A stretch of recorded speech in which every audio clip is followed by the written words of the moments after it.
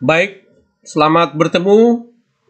Salam sehat, salam sukses buat kita semua. Kali ini kita akan membahas atau memaparkan sebuah materi dengan bentuk video.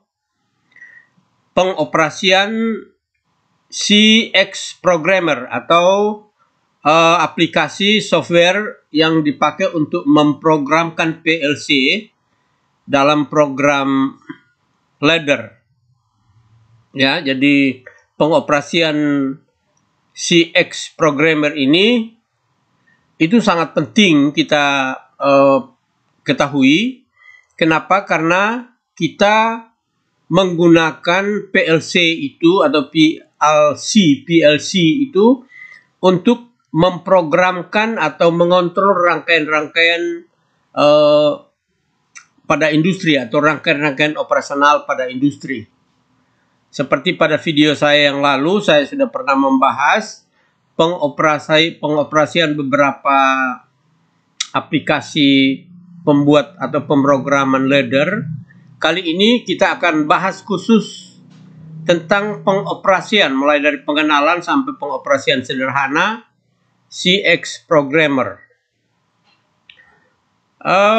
Untuk downloadnya itu nanti ada video tersendiri bagaimana kita mendownload atau mengunduh CX Programmer ini. Kali ini kita langsung saja sudah diinstal atau diinstal CX Programmer-nya, kita tinggal mengoperasikan atau sebagai untuk membuat coding. Kita lihat ada icon pada desktop saya antara lain seperti ini. Pada kesempatan yang lalu saya sudah pernah bahas tentang SendTool, bagaimana mengoperasikan SendTool untuk membuat program ladder. Kemudian juga ada Outcell Studio untuk membuat ladder yang menggunakan PLC dengan berbasis microcontroller atau Arduino. Kali ini kita bahas ini ikonnya seperti ini, lalu saya perbesar ya, CXP atau CX Programmer. Tinggal kita klik double saja pada desktopnya, atau kalau ini pada taskbarnya kita tinggal klik saja, klik satu kali kalau pada taskbar ya. Kebetulan di taskbar saya juga sudah ada ini simbolnya atau ikonnya. Ini saya perbesar. Setelah kita klik ini, dia akan muncul jendela kira-kira seperti ini ya. Dia akan muncul jendela seperti ini sesaat. Jadi ada programmer versi 9.7 untuk Omron, itu yang saya miliki sekarang softwarenya. Setelah tampil, dia akan teruskan dengan menampilkan jendela seperti ini ya, jendela seperti ini. Ini jendela kosong atau jendela awal. Nah, dari jendela seperti ini, kita akan membuat setting dulu. Kemudian untuk sebelum kita memulai coding atau new file istilahnya, kita setting dulu. Mulai dengan setting, ada 3 minimal settingnya yang saya tampilkan di sini. Yang pertama kita klik new ya. Kita klik new ya. Dia akan pada toolbarnya, ada toolbarnya di bawah menu bar, ada toolbar. Di situ ada jendela atau tombol new. Kita tinggal tempatkan kursor di masing-masing tool ini, masing-masing icon ini akan muncul tulisannya. Ini ada new ya, atau bisa juga dengan klik Ctrl plus N secara bersama-sama, tapi saya lebih suka menggunakan fitur yang ada di toolbarnya. Jadi klik new, dia akan muncul new tadi saya perlihatkan ulang. New itu adanya di sini ya. Ini saya perbesar jadi ini. Kita klik new. Setelah kita klik new, kita akan disodorkan beberapa pop-up jendela atau jendela-jendela yang harus kita isi. yaitu setting. Jadi mulai pertama ada setting device atau PLC, tipe PLC-nya. Kita tinggal klik di ini, ya, pilih type PLC sesuai yang kita miliki, lalu klik setting. Jadi kita pilih di sini, ya. Kita pilih misalkan kita CP1E misalnya, ada macam-macam, ada CP1E, ada CP1L dan seterusnya, sesuai dengan tipe PLC yang kita miliki lah. Setelah kita klik ini, lalu kita klik setting, ya. Kita klik setting, maka dia akan muncul lagi pop up seperti ini. Ya, seperti ini, ya. Lalu kita pilih CPU. Jadi setelah setting kita pilih CPU-nya, ya, tipe CPU, ya. Pilih tipe CPU, klik make default dan klik OK. Jadi kita pilih CPU-nya, kita klik di tombol turun ini, ya. Lalu kita klik make as default atau make default, klik di sini lalu klik OK. Maka dia akan muncul lagi. Akan muncul lagi pop up seperti ini. Seperti ini, ya. Akan muncul seperti ini bahwa kita sudah bisa juga kita tulis langsung nama di sini, bisa juga nama ini kita tulis dengan nanti setelah save as, file save as, kita tulis nama program kita atau file kita, lalu CPU-nya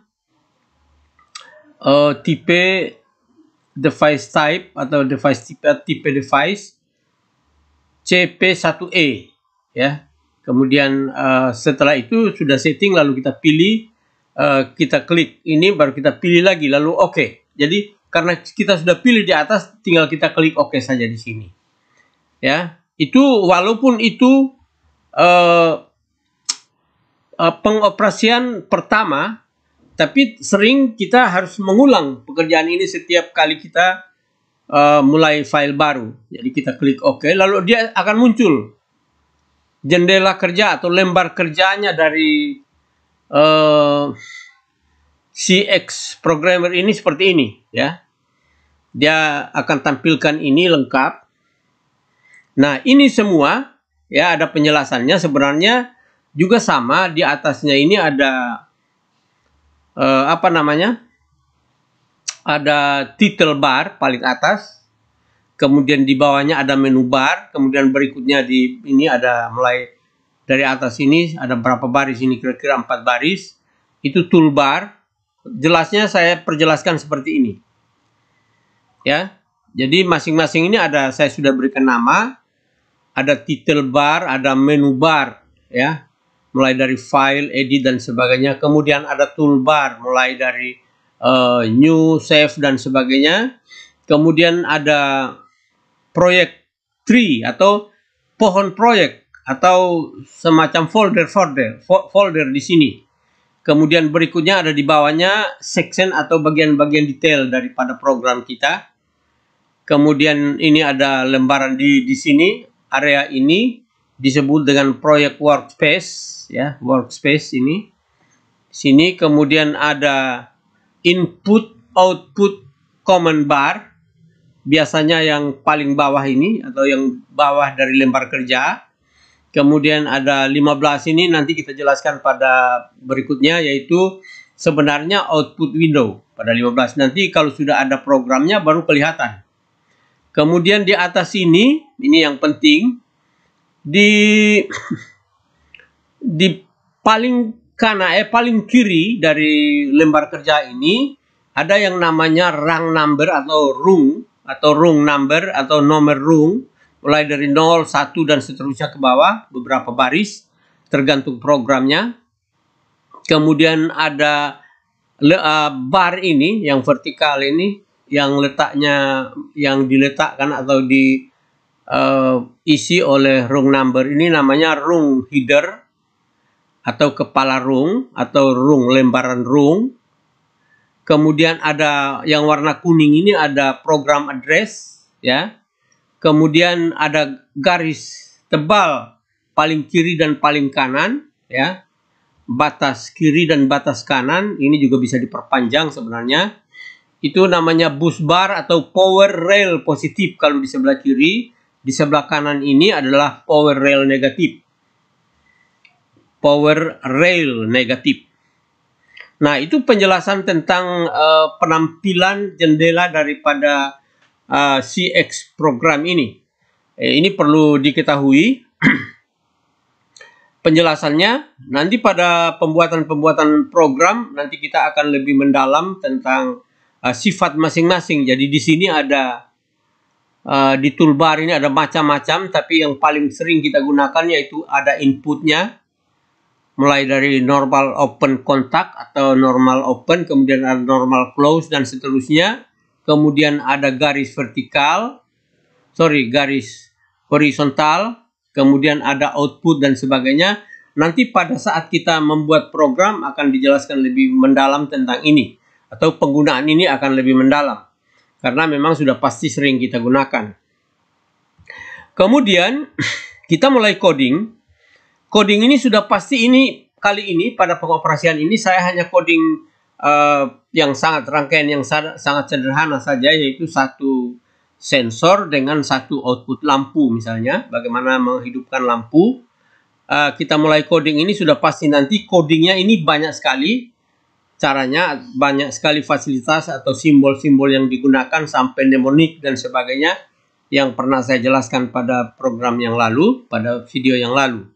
Kemudian untuk mulai coding, pertama kita mengambil kontak. Kontak ini ada seperti saya bilang tadi, ada normal open atau NO, normally open, NO, kemudian ada normally close, ada MC, dan ada semacam instrumen atau peralatan lain seperti sensor dan sebagainya, tapi diwakili juga oleh kontak-kontak. Jadi semua output itu diwakili oleh kontak. Nah, kita mulai mengambil kontak. Caranya saya perkenalkan di sini. Itu ada kontak-kontaknya di sini. Ada normally open-nya, kemudian normally close-nya, kemudian ada garis horizontal, ada output-nya dan sebagainya. Pada lembaran ini tinggal kita klik saja pada fitur atau tombol komponen yang bersangkutan, lalu kita klik di lembar kerja. Jadi ini lembar kerjanya, ya, ini rung 0 sampai rung berapa saja, dia akan terisi dengan sendirinya kalau kita sudah buat program di sini. Jadi misalkan kita ambil contoh, kita klik pada input, karena inputnya pasti di sebelah kiri, kemudian outputnya di sebelah kanan. Jadi kita mulai dengan mengambil inputnya, contohnya seperti ini. Kita klik pada inputnya, normal close-nya atau normal open-nya. Kebetulan normally open-nya yang saya klik ini mengisi alamat input, yaitu kita klik di sini, ya. Yang kedua, langkah kedua ini mengisi alamat input. Kita klik pertama di simbol inputnya, lalu kita klik di lembar kerjanya atau di garis. Ini namanya garis instruksi, ya. Tadi saya belum jelaskan di atas. Jadi yang garis horizontal ini adalah garis instruksi. Jadi sepanjang mulai dari power rail positif sampai dengan power rail negatif ini, itu kalau dihubungkan itu namanya garis instruksi. Di garis instruksi inilah semua komponen yang kita taruh, baik input maupun output, dan berupa switch atau kontak-kontak ataupun berupa sensor dan sebagainya. Nah, yang pertama kita klik pada input simbolnya, misalkan normally open. Lalu setelah kita klik lagi di lembar kerja pertama di sini, maka akan muncul, ya. Klik di sini. Setelah kita isi alamatnya, misalnya isi alamat, karena seperti yang lalu saya perkenalkan PLC itu mulai dari alamat input 0.00, ya, kita isi alamat 0.00 karena pertama, bisa juga diisi dengan alamat lain, tapi kita ambil untuk mempermudahnya, kita ambil dari alamat pertama. Kita tulis alamatnya di sini, lalu kita enter, maka berikutnya akan tampilkan lagi kita mengisi keterangan. Ya.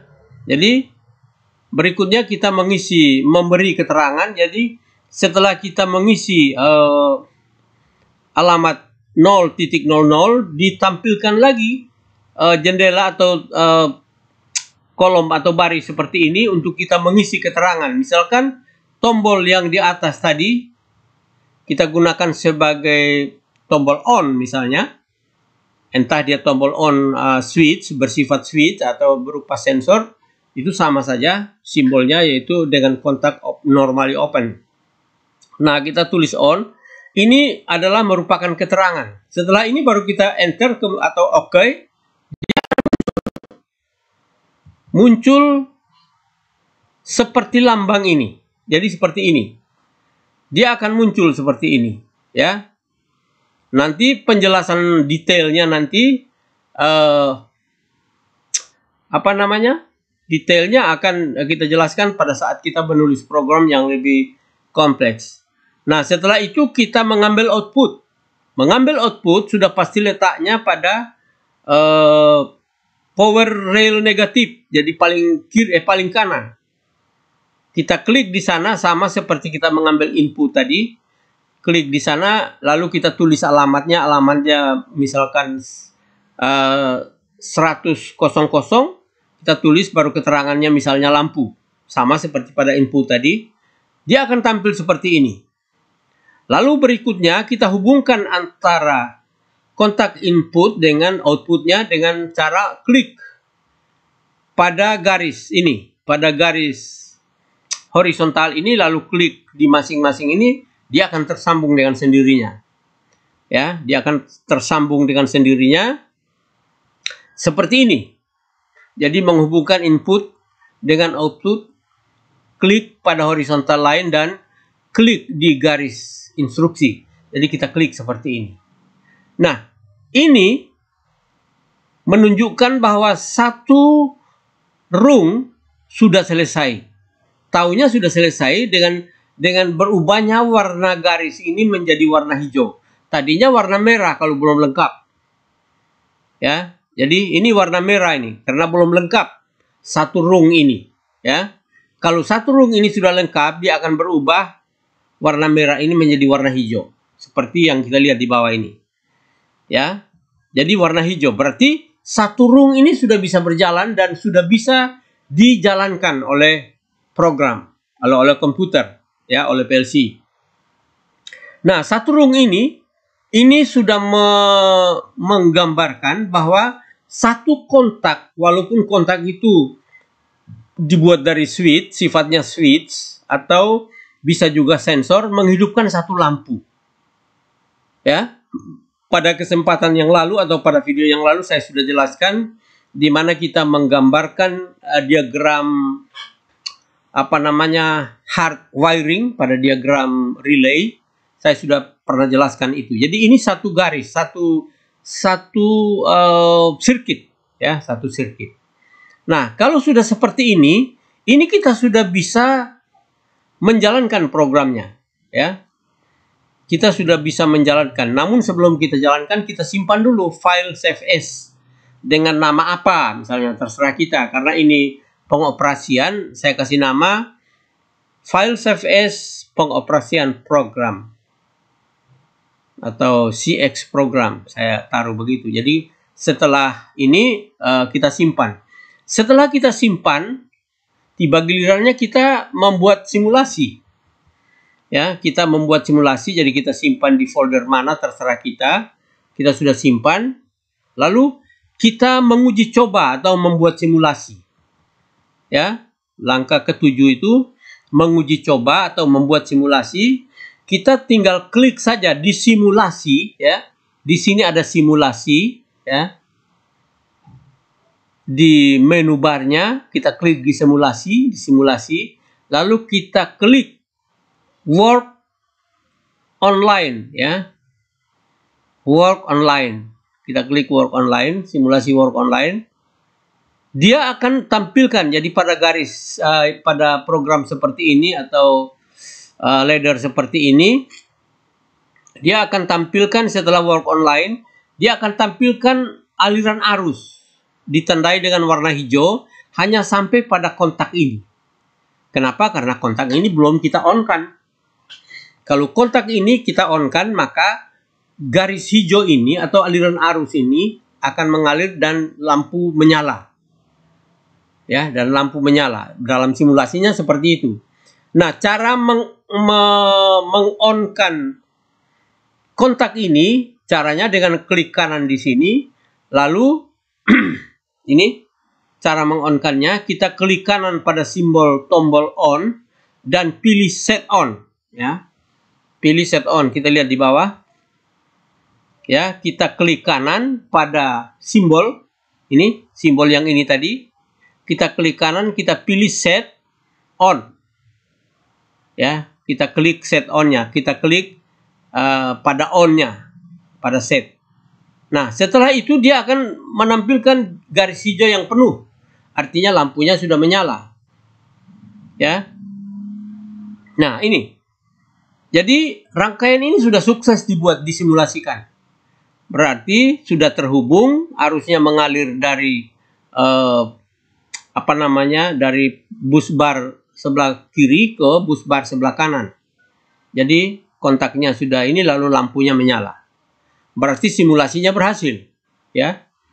Nah, setelah simulasi, kalau kita sudah merakit PLC-nya, kita rakit PLC-nya. Kalau kita sudah merakit, baru kita transfer dari PLC ke dari komputer ke PLC. Jadi langkah berikutnya adalah dilanjutkan dengan merakit PLC sesuai dengan program dan tipe PLC yang ada. Jadi program kita menggunakan pada setting awal tadi, menggunakan PLC apa, tipe apa, kemudian pada PLC yang ada itu apa. Jadi sesuaikan antara program dengan fisik PLC.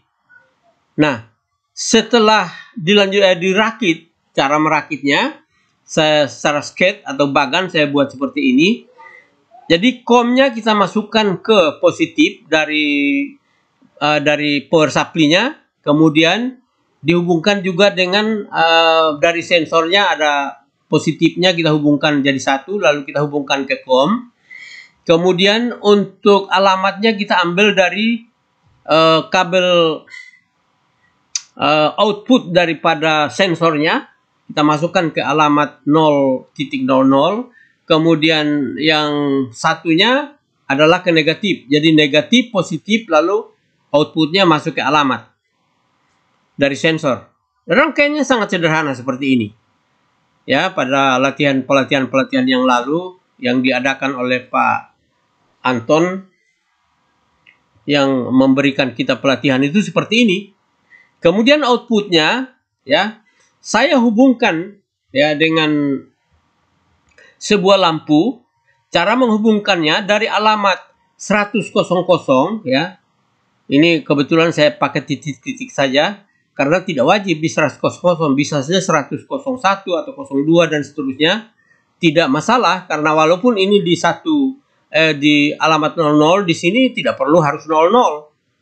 Jadi bisa 100 itu adalah simbol dari output, 0 di sini adalah simbol dari input, 100 berarti di alamat 00-nya. Bisa saja, bisa juga 100 01 misalnya. Lalu kita hubungkan ke lampunya dari alamat itu, lalu lampu itu kita hubungkan ke positifnya. Ya, positifnya, lalu COM-nya dihubungkan dengan negatif. Ya, jadi di sini ada sumber, dihubungkan sumber. Jadi negatif sumber diseri dengan lampu lalu masuk ke alamat. Pemasangannya seperti itu untuk program kita tadi. Nah, setelah itu ya, setelah itu berarti kita mengupload ke PLC kalau PLC-nya sudah terakit dengan baik. Cara menguploadnya sangat gampang, yaitu kita klik pada PLC-nya. Di PLC, di sini ada PLC, ya, di menu barnya PLC. Lalu kita klik di PLC, kita klik lagi di transfer, kemudian kita pilih to PLC. Jadi artinya dari komputer ke PLC, ada juga dari PLC ke komputer atau from PLC. tapi kita ambil yang dari komputer. Program kita ini dari komputer, kita hubungkan atau kita transfer ke PLC. Ya. Nah, setelah kita transfer ke PLC, kemudian kita mainkan saklarnya secara fisik, baik secara fisik kalau pakai sensor, ataupun secara simbol dari program bisa juga kita gunakan dari program bisa juga, maka lampunya akan menyala kalau sensornya atau switchnya sudah betul dipasang atau sudah pemasangannya sudah benar. Kemudian memang sebelum ini ada beberapa pop-up yang harus diklik. Jadi biasanya mengkliknya sesuai dengan keadaan yang ada. Nah, setelah itu kita sudah berhasil mengupload program kita ke PLC kalau kita sudah merakit PLC dan upload ke dalam. Kalau memang tidak merakit PLC, ya buktinya bahwa sudah berhasil itu di simulasi tadi di atas. Ya, kalau seandainya program kita memang programnya hanya itu, sudah lengkap, sudah sempurna, bisa saja kita compile sehingga memperkecil ruang penyimpanan. Jadi compile itu memperkecil ruang simpanan dan merubah program kita menjadi program berbahasa mesin. Nah, saya kira itu pengoperasian awal dari CX Programmer ini. Ya, jadi pengoperasiannya seperti itu, langkah-langkahnya mulai dari awal sampai dengan akhir. Silakan dihafal bila perlu, diingat-ingat supaya nanti dalam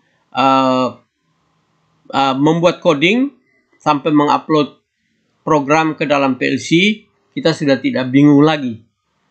Saya kira demikian.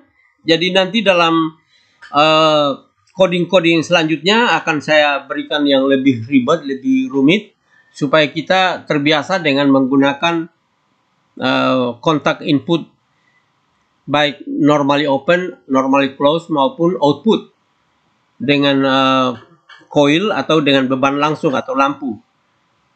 Kalau ada pertanyaan, silakan pertanyaannya nanti diisi di kolom komentar YouTube, atau mungkin ada yang kurang dari saya, silakan ditambahkan di sana demi perbaikan video kita selanjutnya atau materi kita selanjutnya.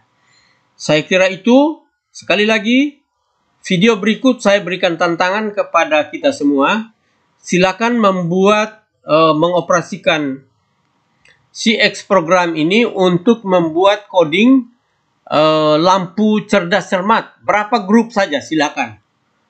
Nanti kita akan buat, kita bantu dengan video selanjutnya. Namun silakan merencanakan rangkaian cerdas cermat, paling tidak 3 grup atau 2 grup juga boleh. Saya kira demikian. Sekali lagi, mudah-mudahan ini berguna dan selamat belajar. Sukses buat kita semua.